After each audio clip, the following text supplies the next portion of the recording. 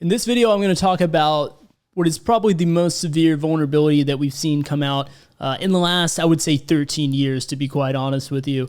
What's up, guys? Ryan from elevatecyber. If you haven't heard of this vulnerability yet, I know I'm a little bit late to the party making this video, so I definitely wanted to get the awareness out there. Actually, there's so many videos that I want to make for you guys, including an update on the OSCP, how to tackle Active Directory. Let me know in the comments section down below if you're interested in that. But for this one, really want to dive into this Log4j vulnerability. I know a lot of people in this space have been talking about it, and for very good reason. What happened 13 years ago? For those of you that's aware, basically it was MS 08067, which was a vulnerability within SMB, the SMB protocol for very old versions of Windows from back in the day. Basically, you just point an exploit, SMB exploit at it, and you could get code execution on the system. And similarly with this Log4j vulnerability, the end result is code execution, which probably a lot of you viewers of mine, you know what that means. But if you don't, basically it means that as an attacker, I'm able to run any command on your system. This is also the most severe vulnerability class that you can find out there. But what makes this worse, right?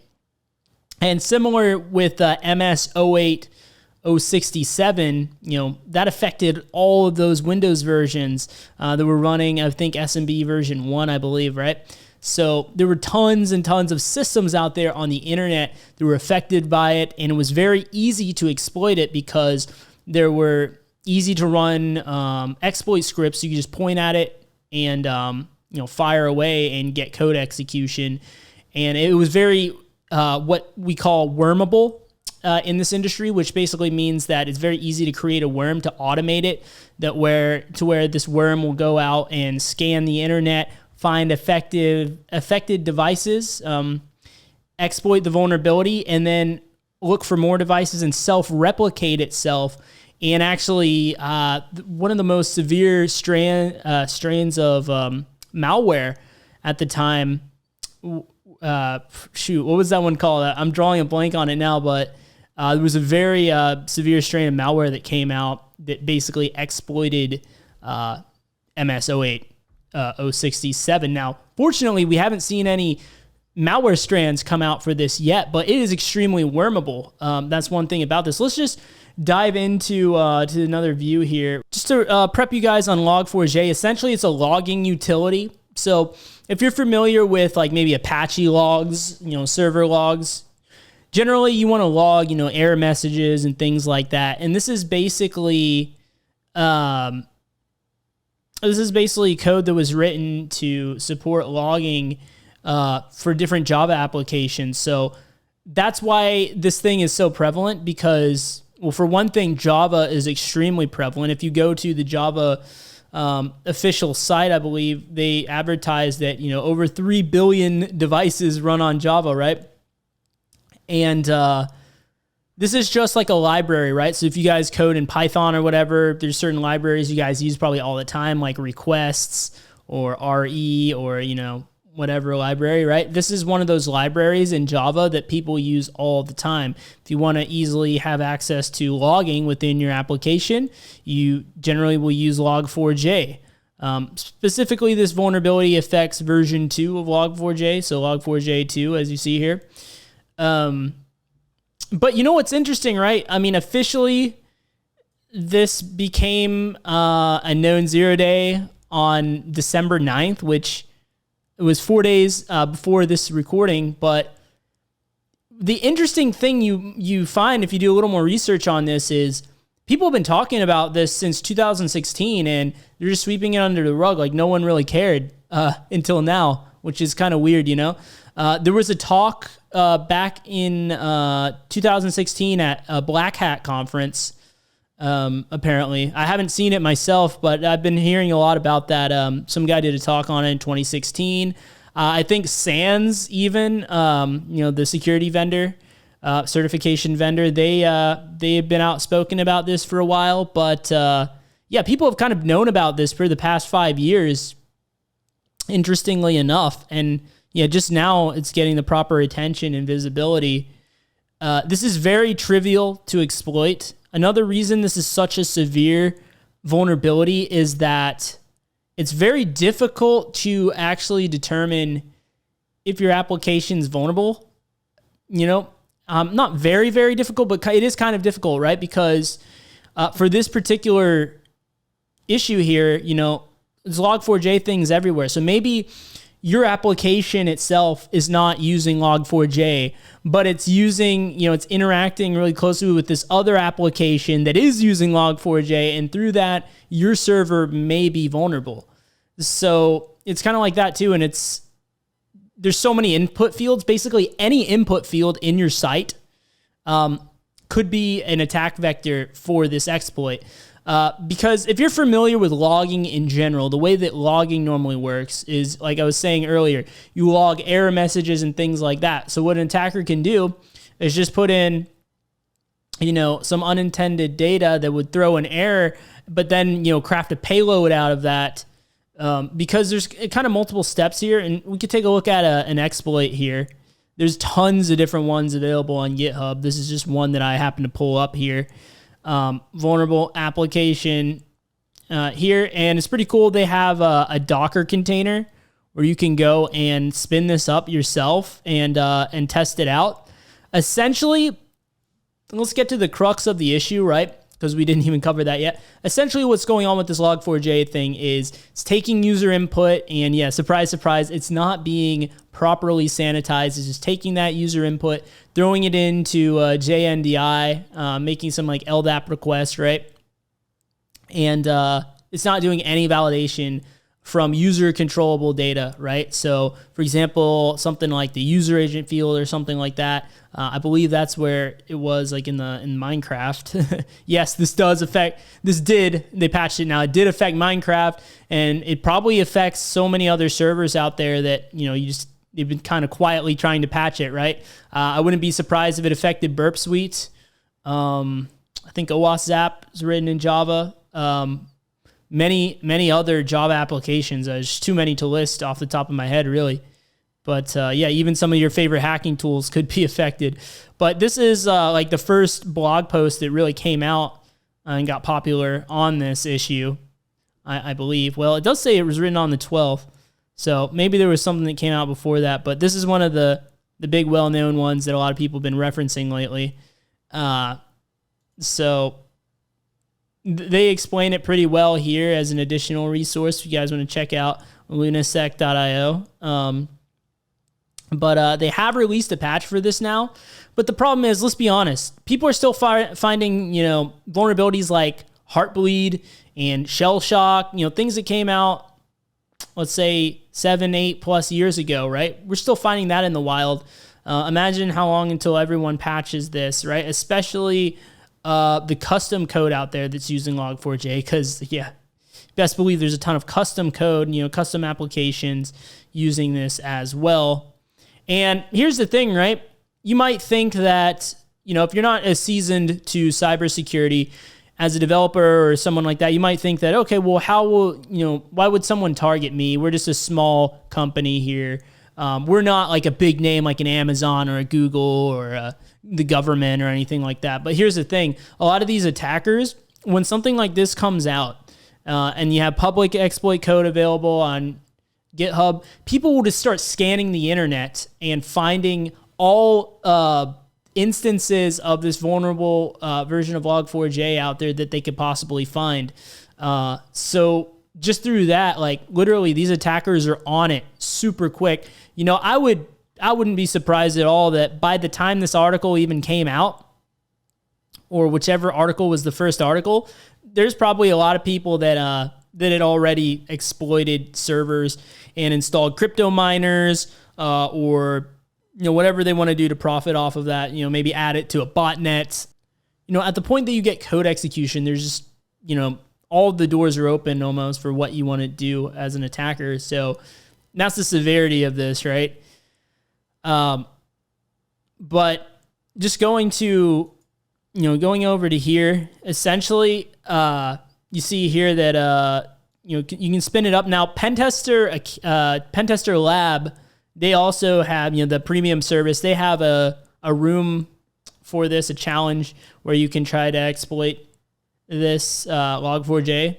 But the free version here, you could go to like one of these GitHub repositories, get the Docker command, you can just pull it down and spin up your own malicious LDAP server and use a JNDI exploit, right? So basically, I know this stuff sounds complicated and it might even look complicated, but I assure you, this is like one of the simpler exploits you'll come across. It's pretty simple to exploit, which is also another reason that this vulnerability is so serious. Now, let's just take a step back here for a second, because I want to dispel a myth that I've been hearing a lot from people in various spaces when talking about this vulnerability. Now, let me make the disclaimer that I am by no means a huge fan of the Java programming language myself, but just understand that this vulnerability here isn't due to any kind of flaw in the Java programming language. It's really not.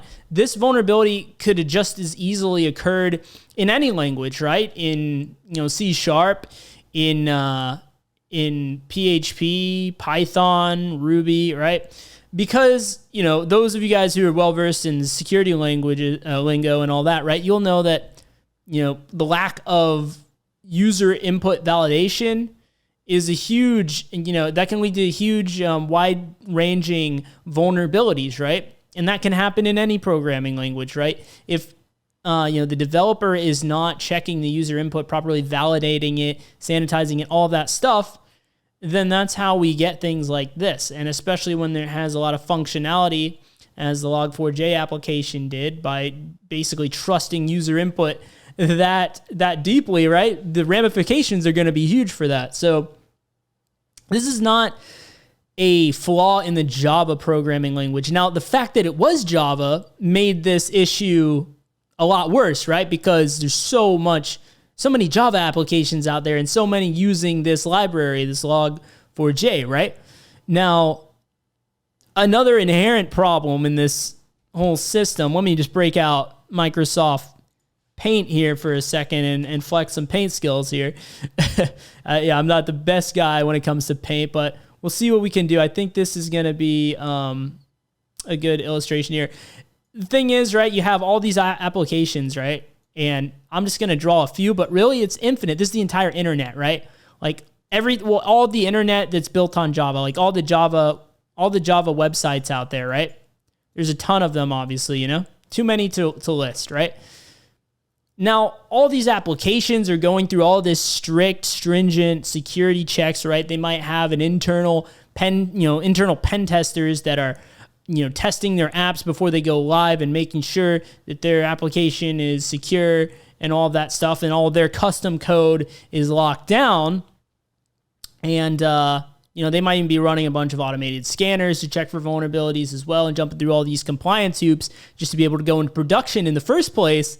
However, a lot of these applications are, relying on, let's say this is log4j over here, right? It's vulnerable, So you have all these applications that are relying on this one thing, and it's holding up the entire internet, right? Basically. And, if this thing goes down, this thing gets compromised. Oops. Let's just say, vulnerability like this is discovered, then all this stuff up here just comes tumbling to the ground, right? So that's kind of what you're seeing.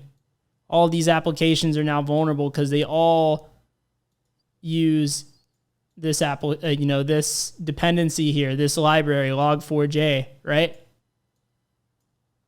So that's basically what you're seeing. And the problem is, if I'm not mistaken, log4j only had like 2 developers that were maintaining it.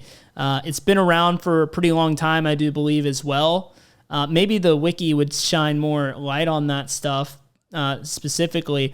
But I think there was only like 2 or so developers maintaining the project. They weren't even getting paid anything to maintain it. I think that's another issue, right? So they weren't really incentivized to really put too much extra work in. It was just kind of a passion project, most likely. So you can't be too hard on these guys at the same time. But yeah, maybe this will open up, everyone's eyes in the sense that, like, if everyone's going to use a library and depend on a library, they should be aware of, like, what the security ramifications are, like how strong the security is on that and how much testing that's undergone, right? Because, if everyone's relying on one thing, it doesn't matter how secure your application is, right? If you're relying on something that isn't locked down, then there you go, right? Same thing with, social engineering and people. You could have all of the security products, Carbon Black, all of the, best security tools, endpoint protection, all that stuff. But if you have employees that aren't well trained, that would, be able to give up a lot of company secrets and things like that, and they're easily going to be exploitable, then it doesn't really matter as much, right? Now, to be completely fair on that topic, everyone, anyone can fall for social engineering, even the red teamers themselves, right? I think they would be the first ones to be honest with you on that topic, but there is something to be said about, testing the people, testing the process as well, and what the red teamers do every day. But that's a bit of a tangent, right? But what I'm saying here is that, the one chink in the armor basically can bring everything toppling down, as you see here. So, yeah, I definitely think that this is a vulnerability that is very significant, and you're going to be hearing about it for years to come, which is why I wanted to definitely address this on my channel. Especially if you guys don't keep up too much with what's going on in the security world actively. I know when I first started out, I didn't really keep up to the best of my abilities like I do now. I could still probably keep up a little better. It was a little bit of time passed before I really caught on to this one, if I'm being honest. And probably part of that's because I'm diving into the OSCP now, and that's taking up a lot of time. But yeah, just had to take a break from the OSCP to make this video here. So let me know what you guys think down in the comments section below. And as always, if you want some technical content, I got that on the screen for you right now. I'll see you guys right over in those videos. Thanks for watching.